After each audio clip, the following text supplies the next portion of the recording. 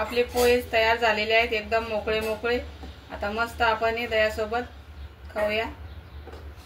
शिवाय नमस्तुभ्यम मैत्रिणींनो, तर मी आज तुम्हाला करून दाखवणार आहे पोहे। चला तर मग आपण हे धुवून घेऊयात।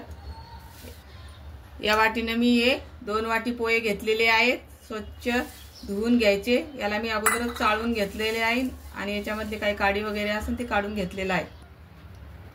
चला तर मी तुम्हाला सांगते अगोदरच, हे पोहे मी जाडे पोहे घेतलेले आहेत, पातळ पोहे घ्यायचे नाही कधी पण पोहे करताना।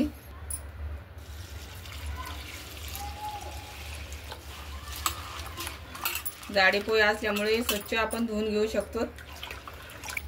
या पद्धतीने स्वच्छ धुवून घ्यायचे पोहे। कागदी पोहे असल्यावर चाळणीत धुवावे लागतात, याच्यामध्ये पाणी भरपूर टाकलं तरी पण हे मोकळेच राहतात। तर आता मी याला 2 मिनिटं धुवून घेतलेलं आहे आणि त्यातलं सगळं पाणी काढून घेणार आहे।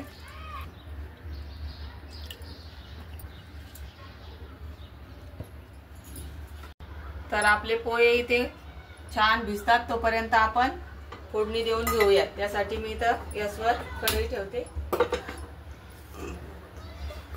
आणि याच्यामध्ये साधारण 3 उबळ्या तेल घालते।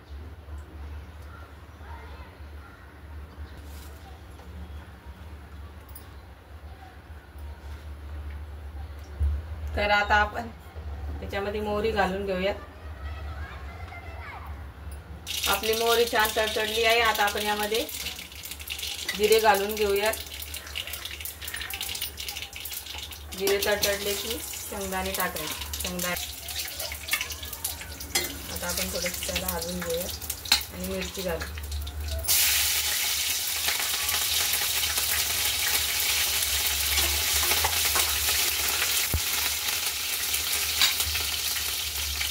पोळ्यामध्ये कढीपत्ता भरपूर घालायचा, कढीपत्त्याची चव पोळ्यामध्ये छान येते।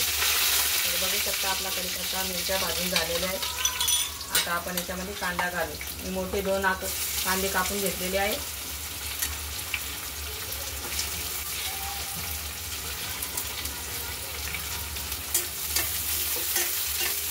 कांदा जास्त भाजायचा नाही मैत्रिणींनो, एकदम करपेपर्यंत, मधात फक्त कच्चा राहायला नाही पाहिजे, असाच कांदा पोह्यासाठी भाजायचा। तर आपला कांदा छान भाजला गेलेला आहे, जास्त लाल पण नाही झालेला। आता आपण याच्यामध्ये थोडंसं डाळवं टाकून घेऊ। डाळवं तुम्ही तुमच्या आवडीनुसार टाकू शकतात।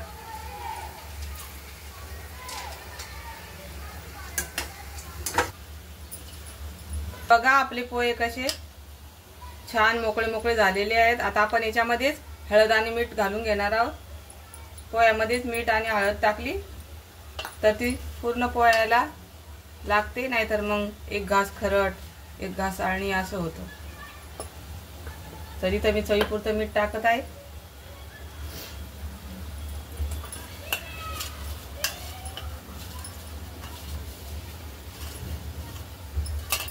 तरी इथे मी थोडंसं मीठ घालणार आहे, कारण की मी पोह्याला हळद आणि मीठ अगोदरच लावून घेतलेलं आहे कांद्यासाठी।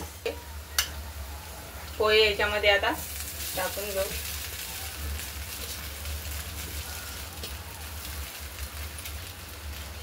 छान मिक्स करून घेऊ।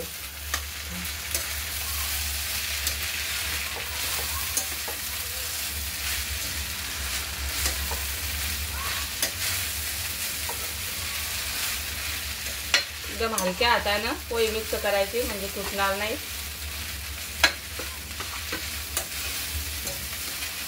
हळद जास्त नाही टाकायची मैत्रिणींनी, नाहीतर मग ते पोहे लालसर दिसतात। तर आपलं छान मिक्स झालेलं आहे आता हे। आता आपण याला एक वाफ काढून घेऊ, 5 मिनिटं झाकून ठेवते। आपली वाफ झाली का बघू तर, 5 मिनिटं छान झालेले आहेत पोहे, एकदम मोकळे मोकळे। तर आपण आता याच्यामध्ये कोथिंबीर घालून मिक्स करून घेऊया। इथे मी कोथिंबीर घालते। तुम्हाला आवडत असेल तर तुम्ही याच्यामध्ये थोडीशी साखर पण घालू शकता। माझ्या माहेरामध्ये साखर पण घालतात। चला तर मग आपण सर्व करूया। शकता आपले पोहे तयार झालेले आहेत, एकदम मोकळे मोकळे। आता मस्त आपण हे दह्यासोबत खाऊया।